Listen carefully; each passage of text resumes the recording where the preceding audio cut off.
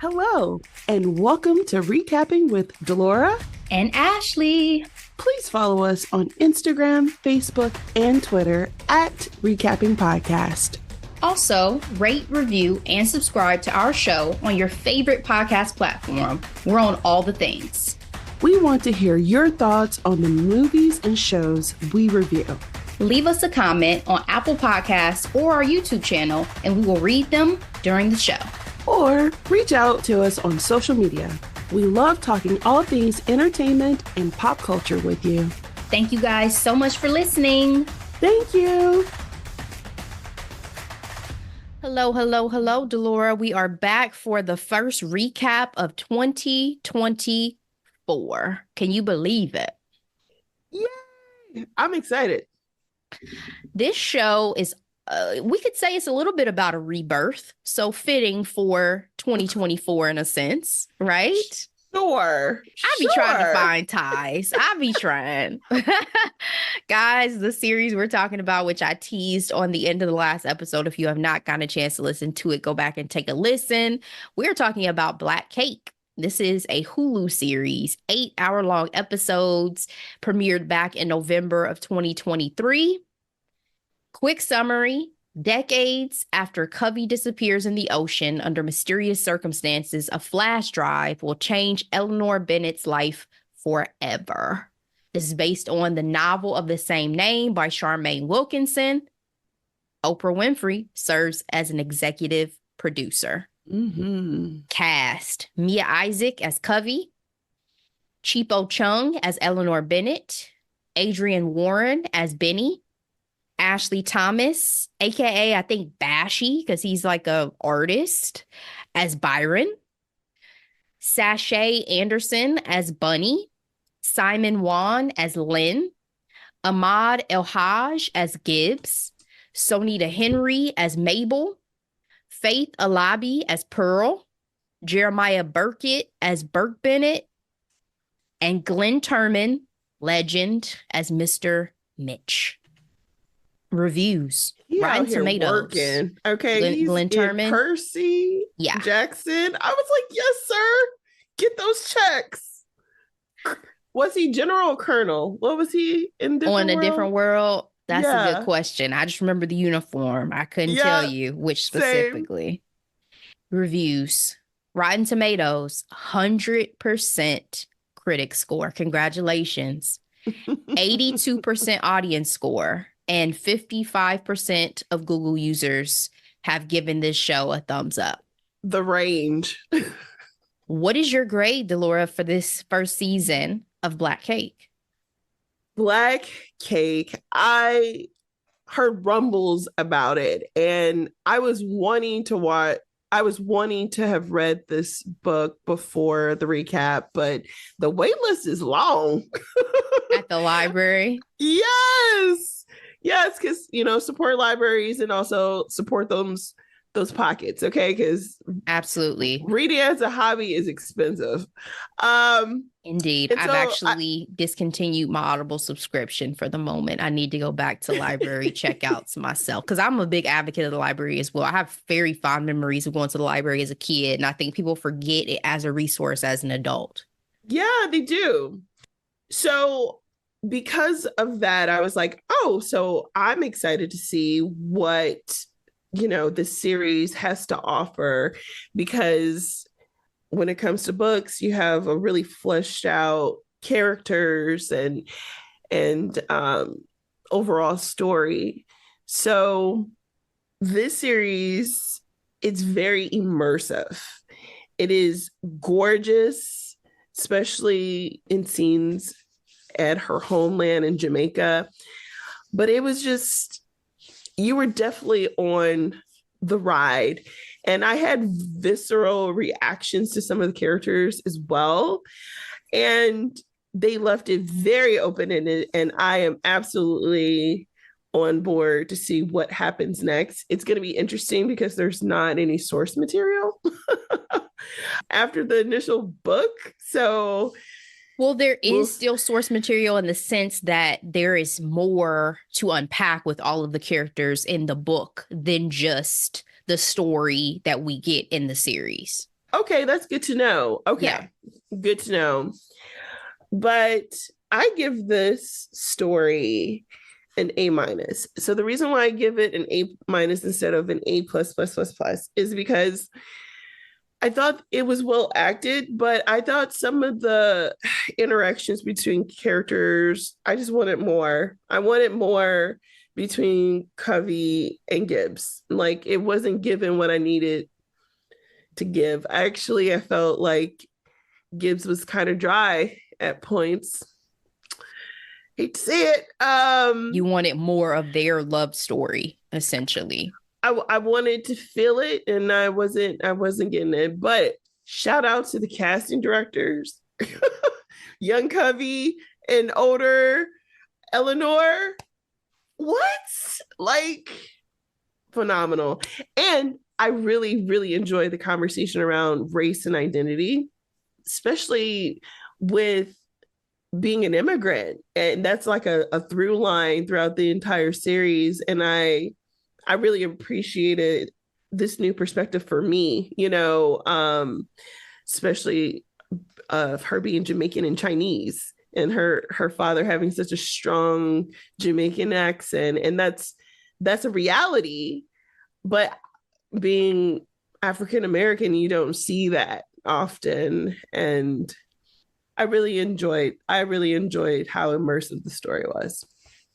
That's very well said, Delora. I agree with so many things you mentioned, especially the immersiveness. Like I was very emotionally invested in this series as it was going. I think that's one of the reasons too why I wanted to read the book is because I didn't want to leave these characters yet. I felt very connected to kind of what so many of them were going through, particularly Covey, and wanting to have a better understanding of her journey in depth. I mean, they give us a lot of depth in the show, really, to be honest, but I wanted even more. And so it's an A for me because I really, again, think that this series was so well done. I think to the point about wanting more from some of the interactions, I think there was so much to unpack that this probably could have been extended into 2 seasons with everything you had. But I think Season one. yeah, Yeah. I think with what they revealed, I understand why they layered it the way that they did because those bombshells were kind of the Right. biggest draw to push you forward. It's like, what's going to be revealed next? What shocking secret is there that could possibly come after this one? And what's the fallout going to look like? Because I think, but I'm going to get into the spoiler alert in just a minute. I think there's a lot to be said for learning about things after you no longer have access to a person. Right. Ooh, and yes. how much different that hits you when you can't even talk something out. So to your point, very visceral emotions I had, particularly episode 7 devastated me to a certain extent. I'm not gonna lie, emotionally I was really impacted by the episode. And so I just think, wonderful cast. I love the scenes in the Caribbean. It makes me miss being close to the water, like really close to the water. I love how they're showing Black people swimming and surfing. I think the whole conversation about Black people being involved in like ocean sciences and all that stuff was a fascinating part of the series.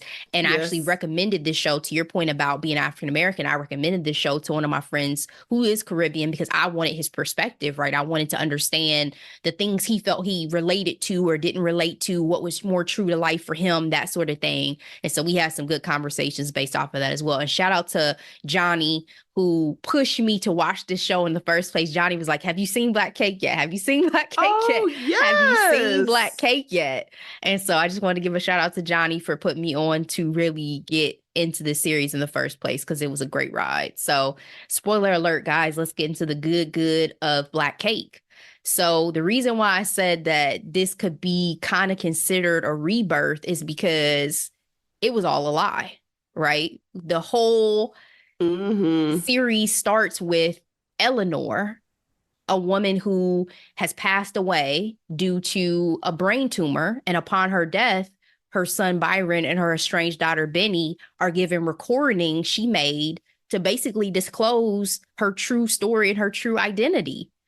And it's the story of Coventina, aka Covey from Jamaica, who dreamed of being a professional swimmer with her best friend Bunny and boyfriend Gibbs. Now, I just want to start by asking you, Delora, because we've talked about this even when it came to Kerry Washington's memoir and the idea that at first her parents were going to take her paternity to the grave. How would you feel if your parent or loved one passed away and you're given a series of recordings and are told, hey, here's the truth, but you'll never be able to have that conversation with them after the fact? How would you have felt in that initial moment, you think? In all honesty, I'm bearing it all on the podcast. I would be pissed and feel like they were cowards. Mm. That's how upsetting I think that type of information would be. Because I am a Cancer, I do still have a heart. So I would immediately go for trying to understand what drove them to these decisions. You know what I mean? And why they didn't take the time to just talk to me before they left. I know that I would definitely feel a sense of betrayal. I would be upset that you did not feel comfortable enough, because I think that I understand that people aren't necessarily going to tell you everything. But I think that I would have felt so upset that there was never a level of comfort to even disclose things that could have helped me better understand myself, even. Right. My history, my family, all of those things. But my curiosity and my grief would have outweighed that. I know that for sure. Like, I couldn't just walk away from the recordings either. I wouldn't have been like, well, whatever, I'm gonna let it rest. No. I got to know everything. Absolutely. And again, visceral initial reaction along with like trying to understand. And then it would go into the phase of like, well, why couldn't you trust me with this information when you were alive? Like, what have I done to make you not feel like I'm a safe space to have these type of conversations? And I think I would go back to the coward thing. Well, I think Benny and Byron both had their reactions, but of course, we move forward and we proceed with starting to hear some of these recordings that Eleanor has made for them. And we get the childhood of Covey. Her father, Lynn, and their family friend / employee, Pearl, basically raised Covey after her mother left them when she was 11. But Lynn was a gambler who got into debt with a dangerous loan shark named Little Man. To settle his debt, Lynn sold Covey off to him at 16 to be married. This made me so sick. Ashley, again, visceral reactions in terms of you were just berating her for talking to a boy, talking about you need to focus on your swimming and your education. But you were so careless that you pimped out your only child to pay your debts. It almost brings tears to my eyes. I felt so abandoned on her behalf. Like, I've already lost my mother, and now my father has sold me off to marry a dangerous. It's not just the age, which is horrific enough. She's not even a woman yet. She's still a child. But it's also to the worst person you could have possibly married her off to on that entire island, who's going to basically rape her exactly for the rest of her life and impregnate her and ruin her. Mentally, physically, emotionally, everything. And so in that moment, when he comes back after Little Man had come into the house and touched her and all that stuff, he was like, oh, I want you to get to know Clarence. The first time I saw the series, I was in shock. I was like, what is happening? Clarence, like, how can you even sit here and say this to me? Yeah. And I was just so upset because I'm like, you're so selfish and irresponsible. And now I'm paying for your irresponsibility with my life. More than selfish to me, you should have been willing to sacrifice yourself Self. 1,000 times before you would ever be willing to sacrifice your child. And you know what was so fascinating to me was she still had so much faith in her father. And Ashley, I know we are millennials in our 30s, and I don't know when the transition happened, but she and her friend had baby faces. Like, you were literally dialing up your baby girl to this grown ass dirty man because you got a self-control issue.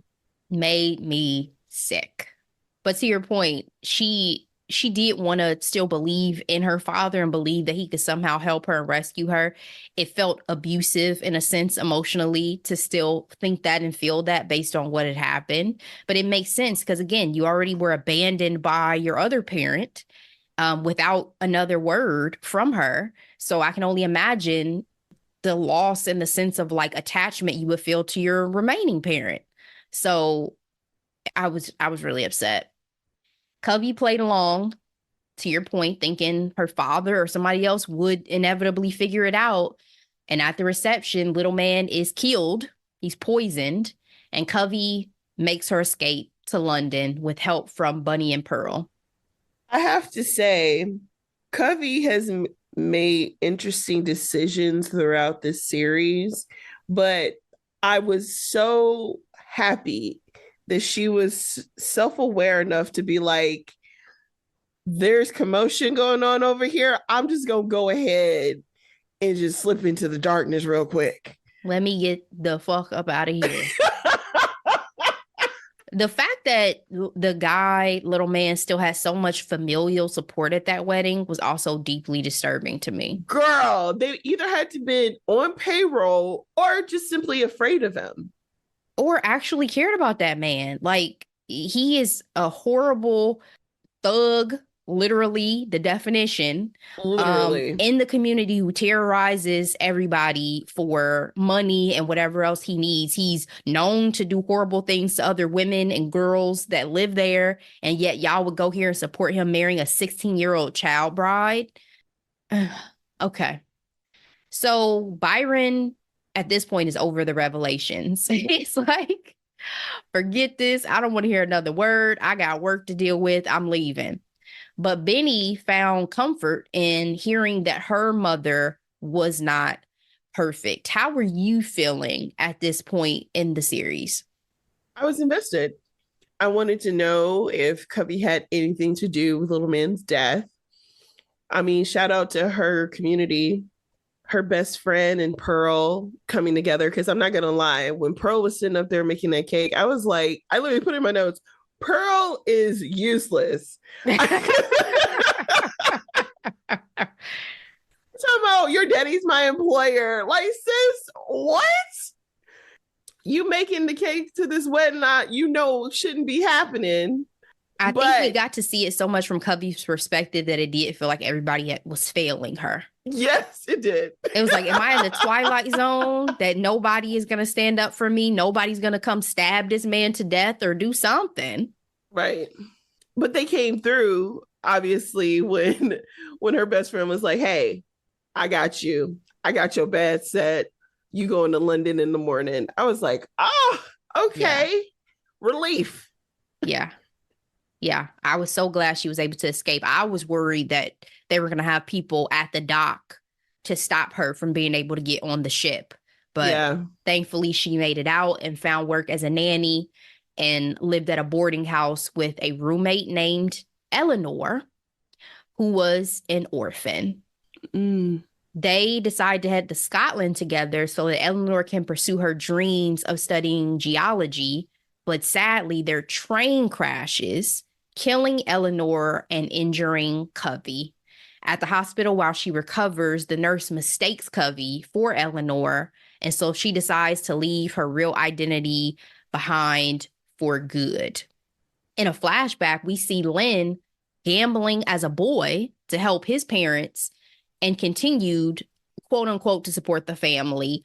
Did you have any sympathy for Len getting this glimpse into how things started for him and the path and troubles he inevitably found himself in as a result?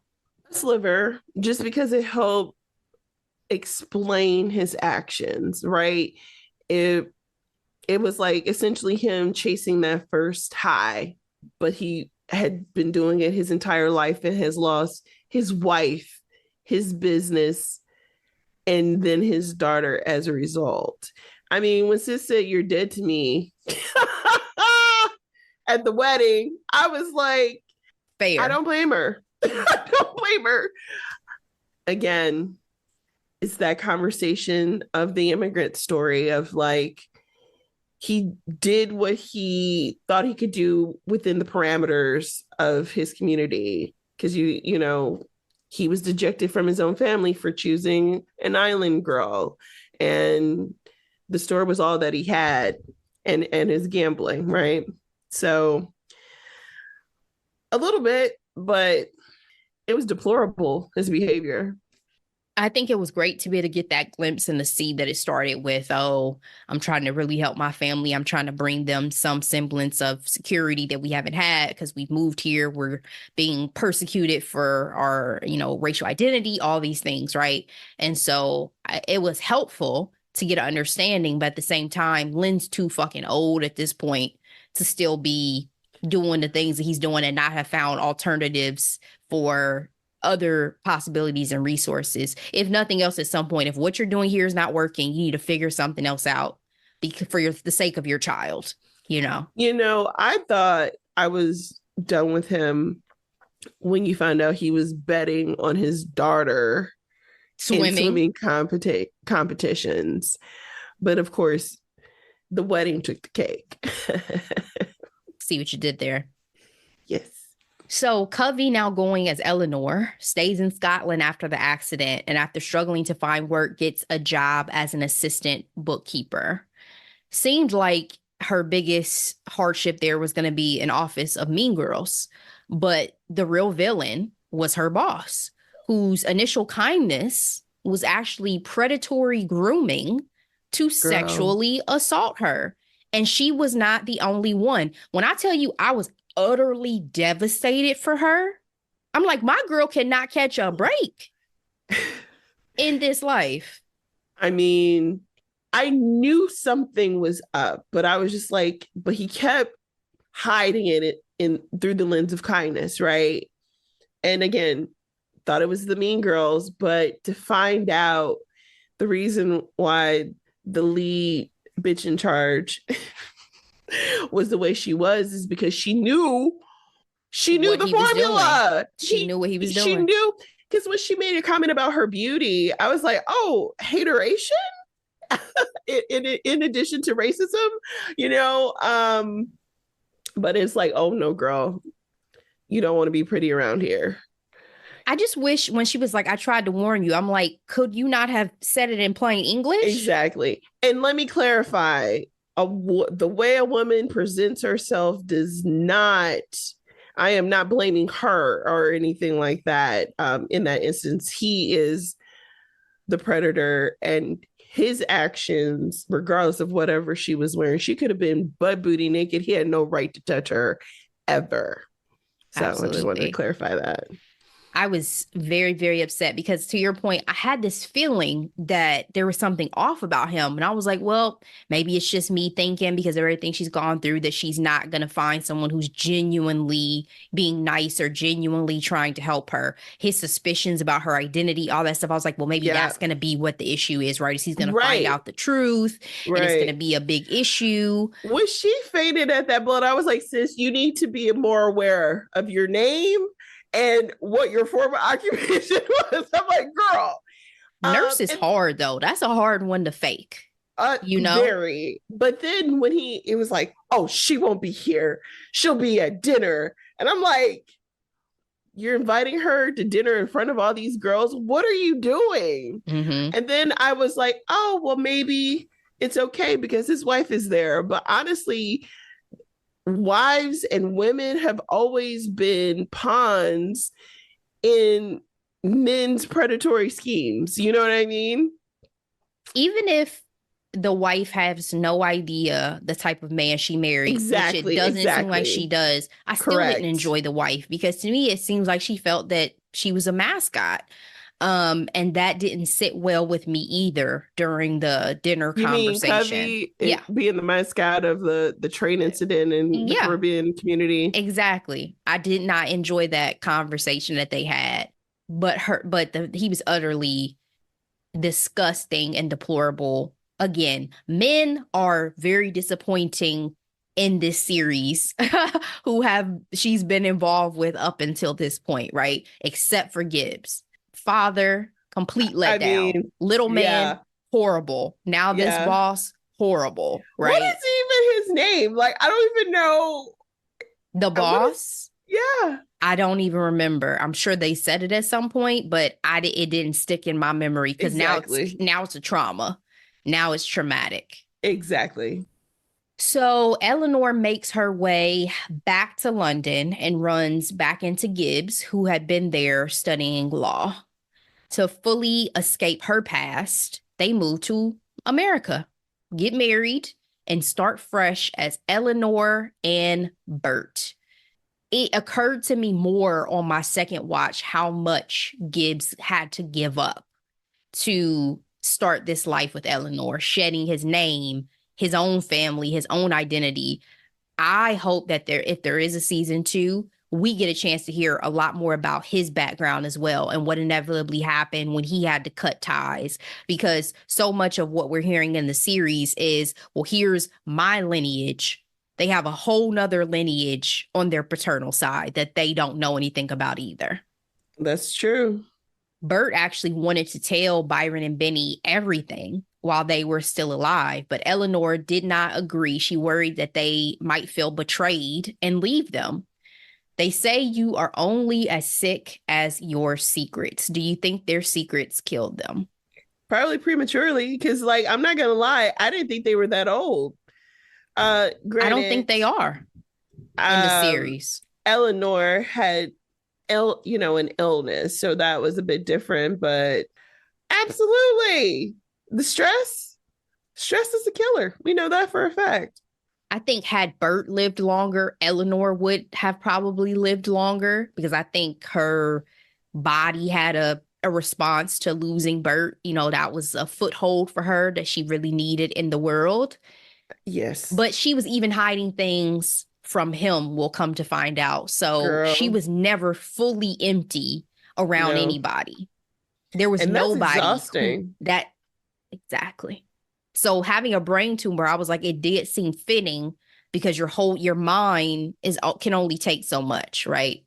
And so I definitely think it unfortunately caught up to both of them in their physical health to have had And to live with this for so long. I'm gonna say this: there is no scientific evidence to support this claim, but I feel like if she didn't have that brain tumor, she could have dealt with some type of dementia or something too. Because how can I put this? I know my grandmother lived a very, very stressful life. She was very active, and so physically she was fine, but mentally she was not. And sometimes I wonder the past traumas, because I'm telling you, I wish I knew everything about my grandmother. Oh, I'm going to talk about my granny too. But right now, my grandmother, because she went through a lot, Mm. a lot. Black woman from Mississippi, didn't have a high education because she had to drop out of school to take care of her family because their mom died. Like, real heavy life stuff. You know what I mean? Mm-hmm. And I don't know. I just, it was either going to be one thing or another, I feel like. Yeah. So let's talk about Benny. Benny did not speak to the family for 8 years. She even missed her father's funeral, seemingly due to a Thanksgiving dinner that went sideways. She felt judged by the family for her career choices and for her love life. What did you think of that Thanksgiving dinner scene and Benny's response? Let me first say that Benny is my least favorite character out of this entire series. You are not alone. That has been a consensus amongst people that I've spoken to. It's not how I feel personally, but I understand it. I had zero patience for her and her activities.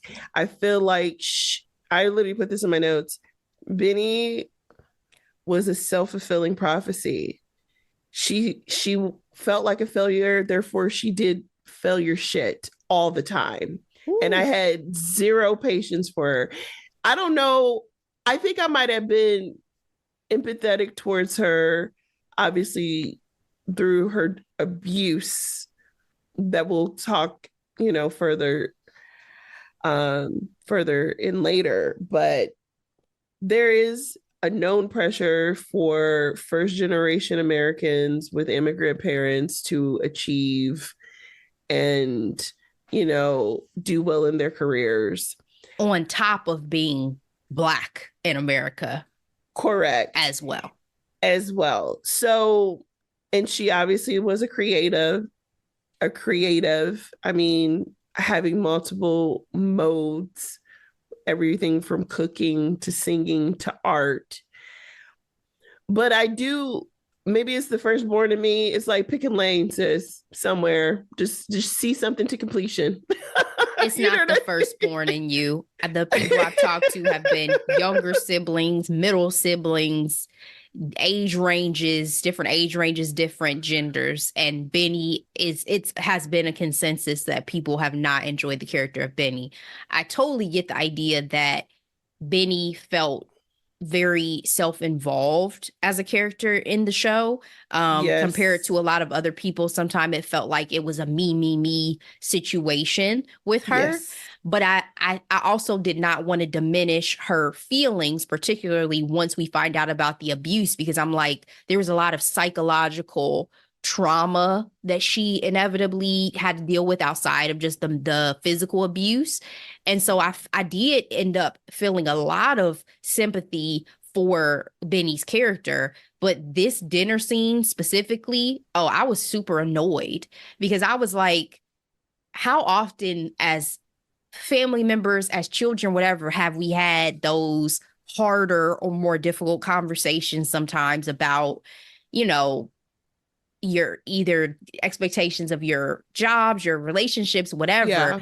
I did not feel like it justified the reaction. But I don't want to diminish Benny's feelings because I'm not in that family. I don't have those pressures, whatever. But you and your father got into it because, to his point, I've given you a lot of money for your academic. You know how many people who didn't have that privilege of having a parent to support them? I've sent you to 2 school programs. Yes, I'm going to be a bit upset now that it feels like my money is being wasted and you're telling me after the fact that you dropped out of school. That to me felt like a normal parent reaction. But the reaction of you then therefore not speaking to your family for years. For 8 years. That felt like an extreme situation to me, or extreme response, rather. Honestly, I knew I wasn't going to be fucking with her when she shows up after 8 years to her brother, Byron, already late to the meeting. Talking about, can you just give me a hug? You needed 8 years to process. I need for you to process the fact that I don't want to touch you right now. That felt weird for sure. To have that type of reaction. It's like, so you expect just everything to get brushed under the rug now that we've lost both of our parents, which to his point, he didn't even know why she had missed their dad's funeral. Right. Didn't even think that you were going to show up now for the mom's funeral. We've been estranged. 8 is a big number. That's a big age. Okay. A child has a full consciousness. Some people stay in better contact with a family member who's in prison. Whew, and you lived an hour away. Now that is a difference from the book, though. In the book, she was living in New York, so it was a different coast that she was in. Yeah, and that makes sense with the art scene situation. I get that. But I can't really give a pass to Beanie at all for this. This felt like an extreme reaction, in my opinion, and it, for her, more unfortunate than for anybody else because you missed time with your parents. Your father died 2 years in. 2 years. And you didn't even come back to see how your mom and your brother were doing after. You didn't even call. You didn't even pick up the phone and call. You telling me you didn't call your mama and just want to even hear her voice after your father died. Again, it felt extreme. And I knew I wasn't even messing with her because the way she dropped her girlfriend was so uncalled for to me. It was also the way she spoke to her. It's not just that you dropped her. It was the all of a sudden everything is on her and it's her fault and it's you the reason why we even came here in the first. She was very immature. That's one of the best ways to put it. Lacked accountability on all fronts. She was very immature with that reaction, for sure. Things were more complicated than they seemed with Benny's absence. As we mentioned, she had gotten into an abusive relationship and actually was ashamed to go into her father's funeral because she had a really solid black eye from a physical fight, or not even a fight, a beat down from her boyfriend, Steve. Yep. And she finally reveals the truth to Byron. And obviously, not only as her older sibling, but as her older brother, I felt Byron's pain and thinking about the fact that he wasn't there for his sister. Right, exactly. Especially when she's being physically abused by another man. Right. But I'm glad that because of her realizing that secrets were kept so strongly by her parents, not wanting to become that person. It's like, I don't want to be this. I don't want to do this. And is it just me? But I feel like Black families got some deep secrets. Like, granted, there's no feel like. You don't be finding out about stuff till you look through paperwork and pictures after people show up to funerals and you're like, who are you? Exactly.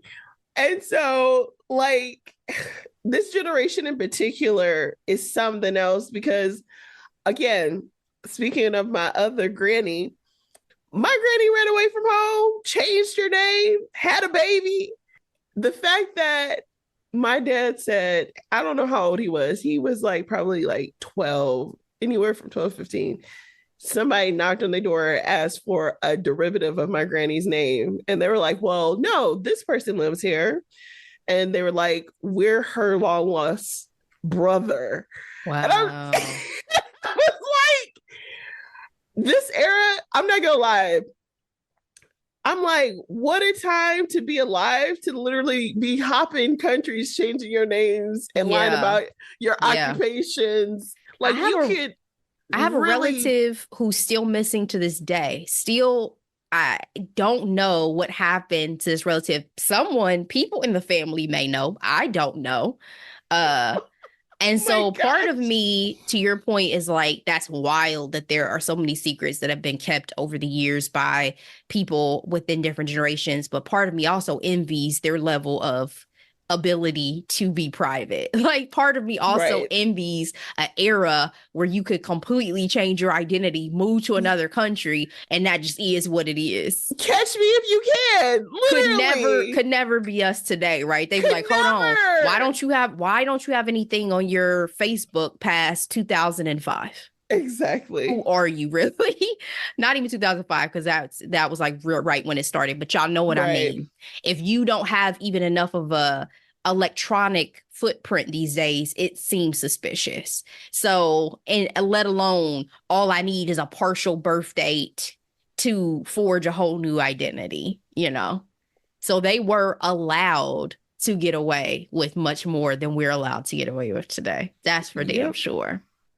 In another bombshell revelation that not even her husband knew about, Eleanor had another child, a daughter, who turns out to be a fairly famous, and by the time we meet her, a bit infamous, culinary writer and historian named Mabel. Mabel is white passing with wealthy parents. I was like, was she giving us the double M's like Meghan Markle? Like, I almost wonder if there was a nod. It was 3 M's. Mabel Matilda Martin, which is fascinating. She also has a son, and nobody, including her, between her and her son, has any idea of her real history or identity. She was rocked to get a call from Mr. Mitch, Eleanor's lawyer, What did you think about her reaction on that call, and also about Benny and Byron's reactions when they found out this news? So with her reaction, bravo, sis. To go back to that date and kept a straight face, I would have been like, this was lovely. Let's take a rain check. Talk to you soon. I mean, you know, what we were talking about earlier with these bombshell secrets, it's like your sense of, you know, grounding yourself in who you are and your identity has been literally blown up into pieces, and you're starting from zero. And she's significantly older than her siblings, you know what I mean?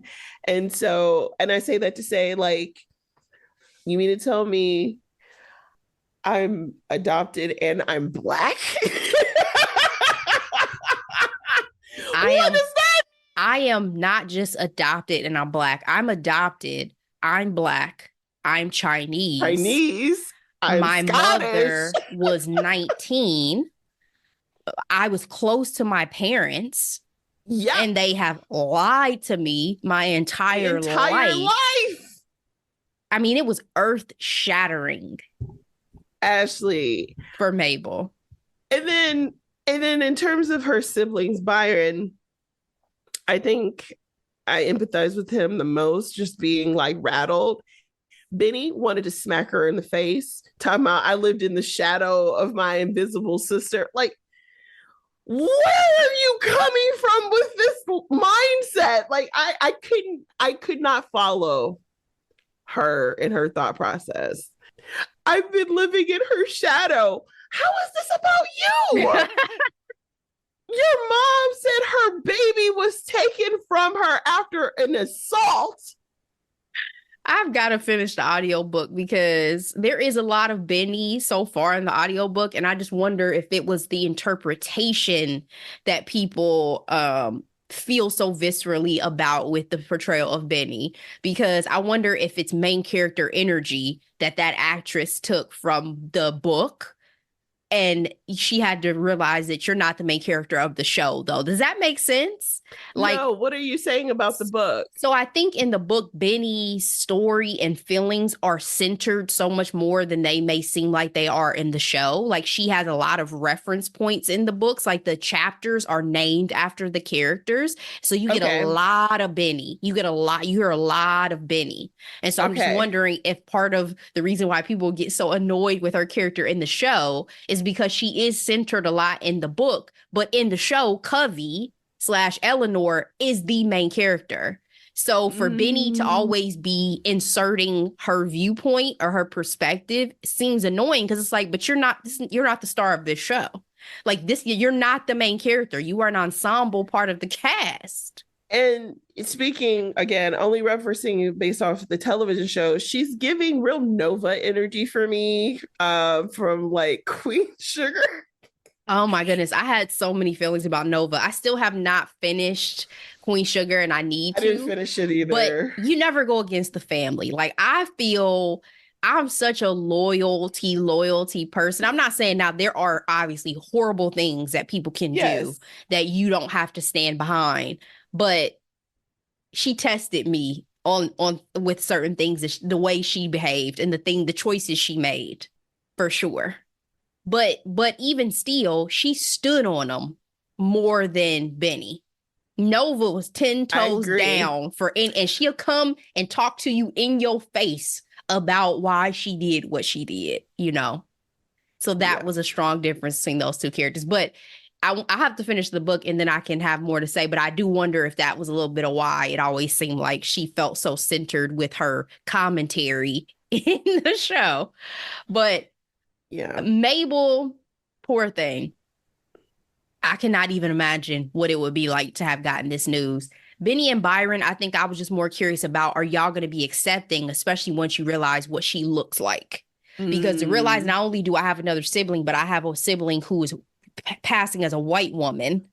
And Byron is a black man. Byron So is a black man already dealing with racial discrimination Yep. issues at work and all Yep. these things. And so that could have been one of the more jarring aspects of it too. And then obviously knowing that it's likely the product of their mother's sexual assault as well. Girl.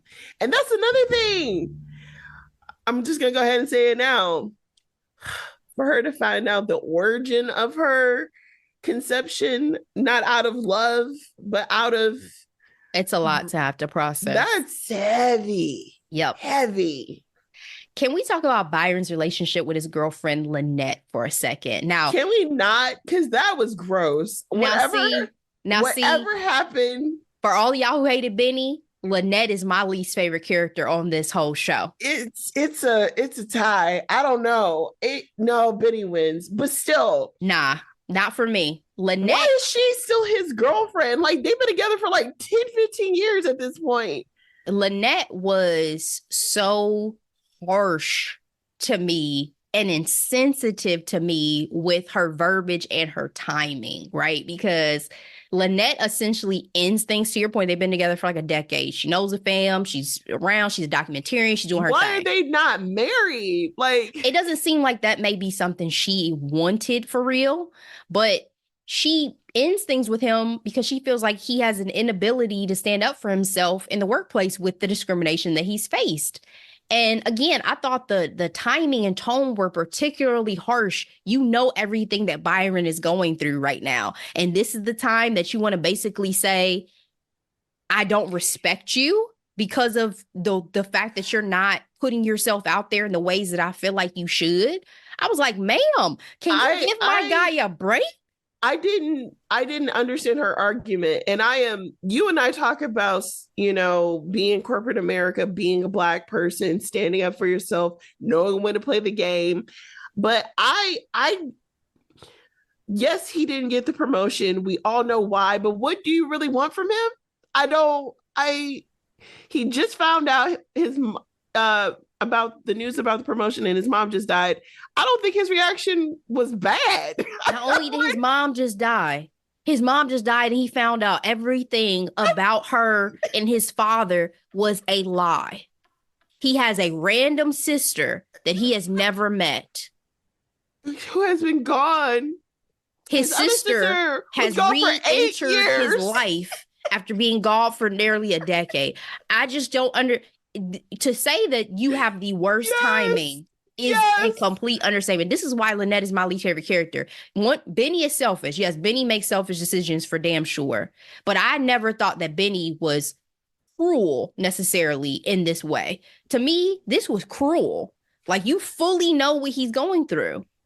I don't know. Because, okay, so... Not that they have to be compared, even. But this is true. Just why I didn't fuck with Lynette.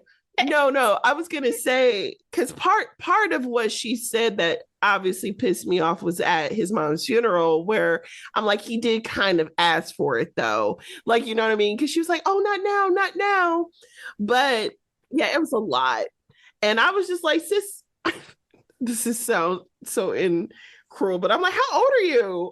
Like, how old are y'all? What are you talking about? You don't know if you're having a baby. Y'all ain't never had this conversation in 10 years? It doesn't seem like it, because I was going to get to that point.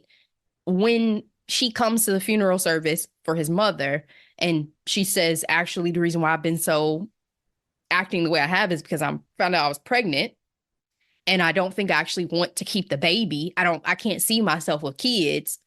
It was shocking to think that they have been in this relationship for this long and never had these in-depth conversations about where they saw themselves, whether they were going to get married, whether they wanted to have children, all those type of conversations. But yet again, for me with Lynette, where is your sensitivity chip? I know that you did not want to have that conversation there. If that's the case, don't even bring your ass to the funeral. Send flowers. Let him know you're thinking of him, but don't bring your ass to that service, because my guy is going through enough.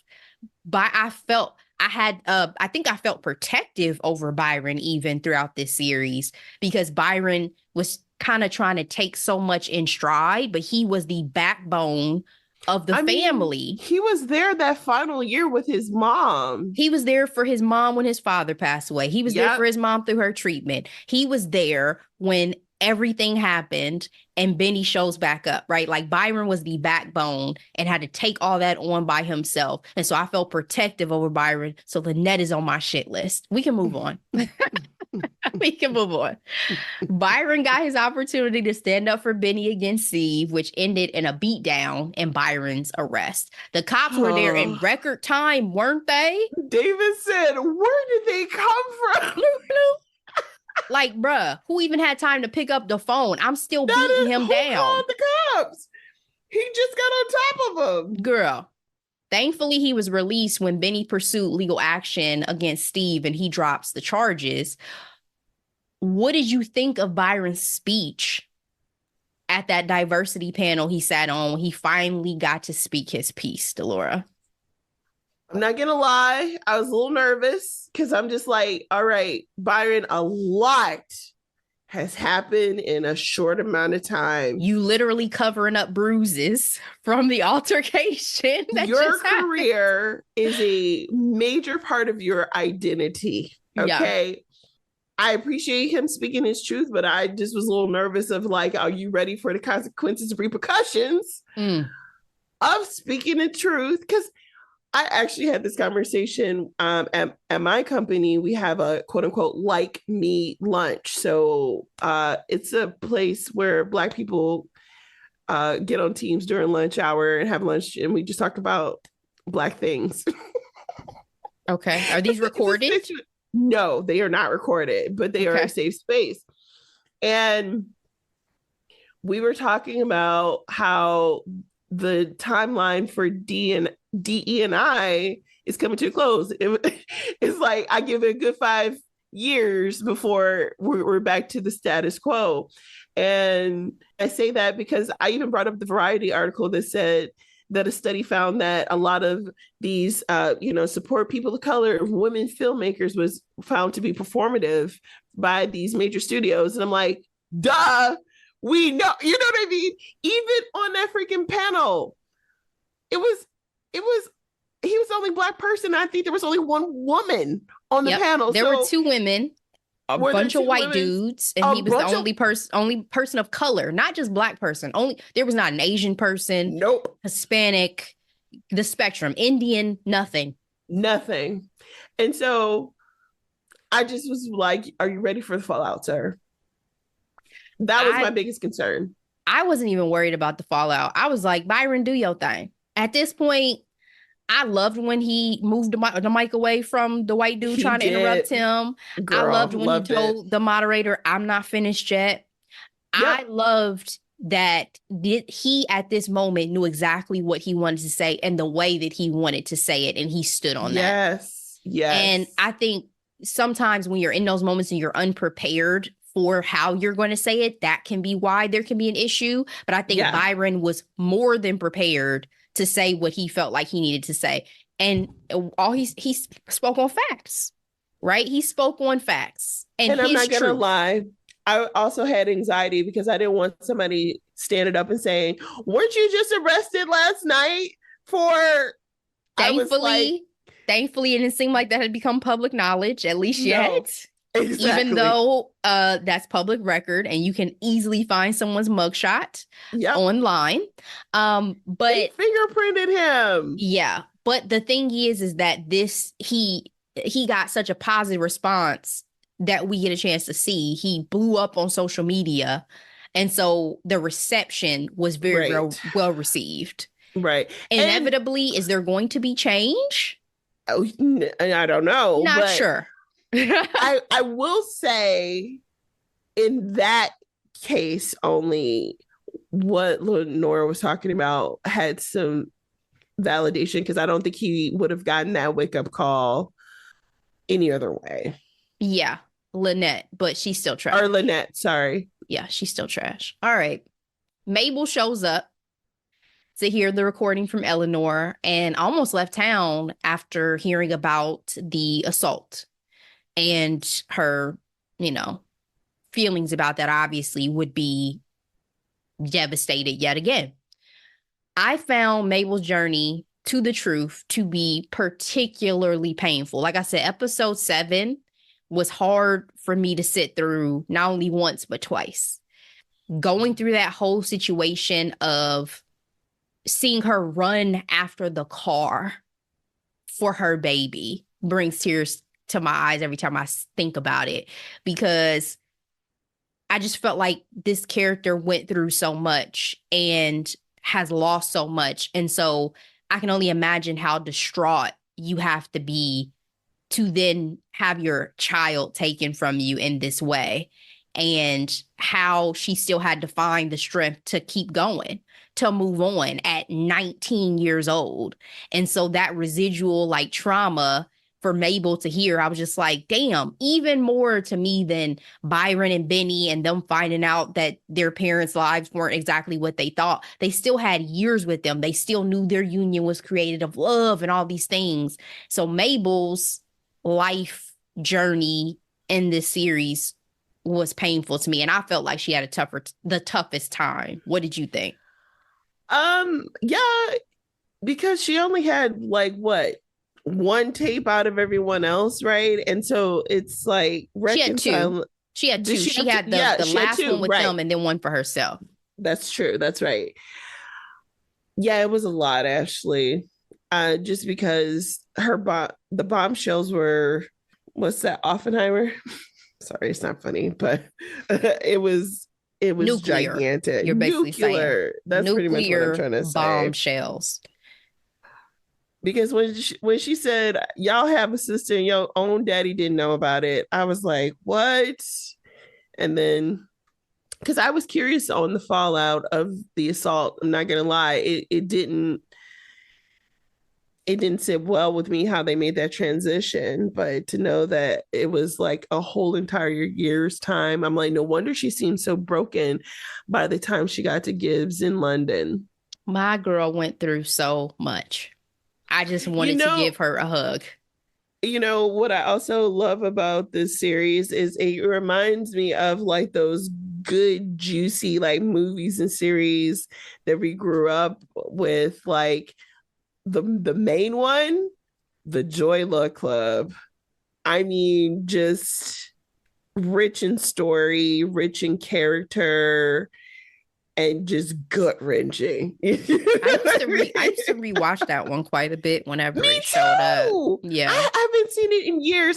We probably, if we can find it, we probably need to recap it, because that was a phenomenal. I mean, we were hella young when we watched it, mm-hmm. but we knew good art when we saw it. Ashley.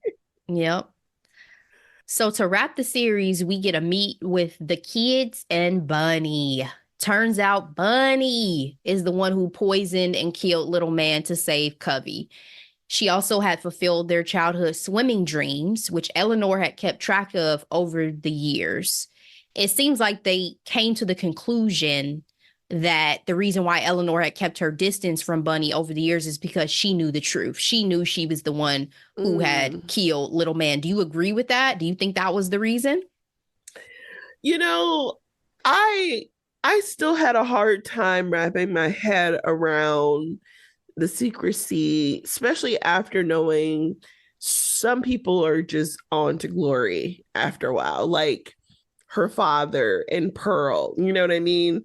And if this was your best friend, we're talking about an island in the 1960s. Like, I really find it to be difficult, especially towards the end, of like her not reaching out, like, unless she didn't know what to say to her friend, like, thank you for paving a way for my life. Like, I don't know, like, I get a sense from the book that they did get one reunion in before she passed away. So I'm curious as to why they deviated this way in the show and never had them have that moment. But I do hope that it was more so to keep her safe than to hide her own secrets, because Bunny was the MVP. She saved your life. Real one. I mean, Gibbs, that's why I'm like, womp womp. Like, oh, you love me, but you couldn't figure it out. Bunny was like, I love you. Okay. Like, I will see it through. I'm the real love of your life, girl. It's truly. All right, so a few last questions as we wrap up. What did you think of the implied relationship between Eleanor and Mr. Mitch?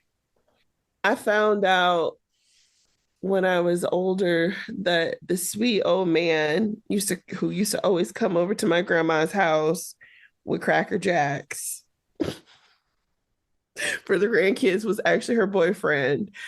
I didn't know. I just thought it was her friend. I had no idea.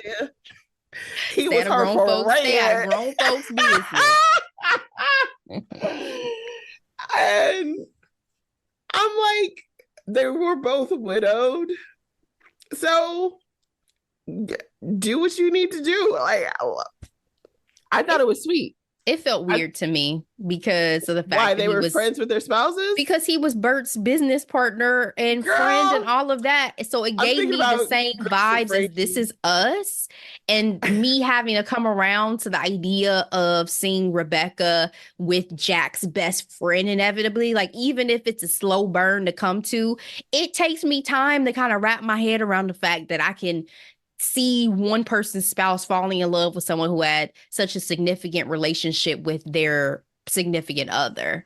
And so I was like, well, I'm happy that To me, you it seem makes like a you lot of found sense. love again, but It makes more sense than siblings falling for the widowed well, we're not, spouse yeah, of we're not.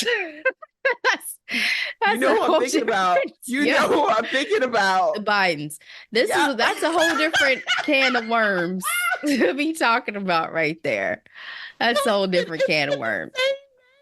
Like I said, I'm happy that they inevitably would find love again. They both seem like wonderful people in the sense of, wanting to be together for a good purpose, but it would take me a minute to wrap my head around it. There were a lot of comparisons made in the series between Bunny and Benny. Did you feel they were similar characters?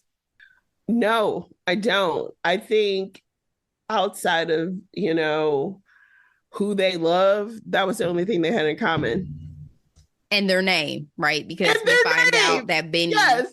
it was named after Bunny. I agree. They were polar opposite characters, actually. Because Bunny was selfless. Benny did not show not an iota of that level of character. Maybe Bunny being in her life will be a good influence. Inevitably. Was Pearl killed by Little Man's brothers? Because that seemed to be implied in one of the scenes, but they never explored it further. They never did. I mean, even Bunny didn't bring it up when she was around. So I'm like, maybe it was just supposed to show that their presence was still going to be around on the island, not that she was actually harmed by them. Because I was like, if they killed Pearl and just didn't say anything, that's kind of messed up. I don't know because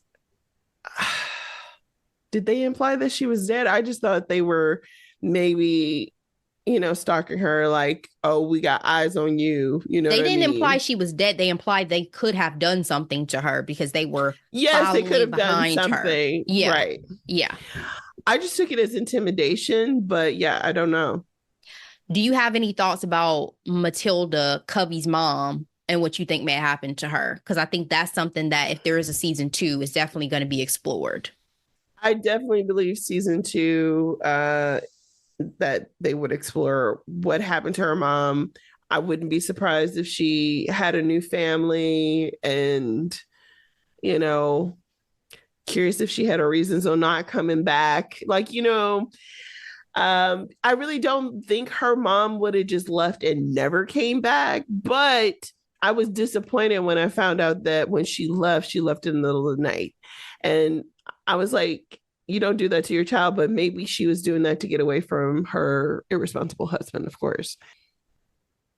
And how was he able to keep Pearl on payroll if he's losing everything? I just don't. I don't think Pearl was making much. I don't think so either. Any final thoughts on season 1 of Black Cake? I I thought it was a ride. I really enjoyed the cliffhangers. Like I said, I thought everything was well acted. I have so many questions about Mabel and her baby daddy. Yep. Like, what is going on over there? You know what Yep. I mean?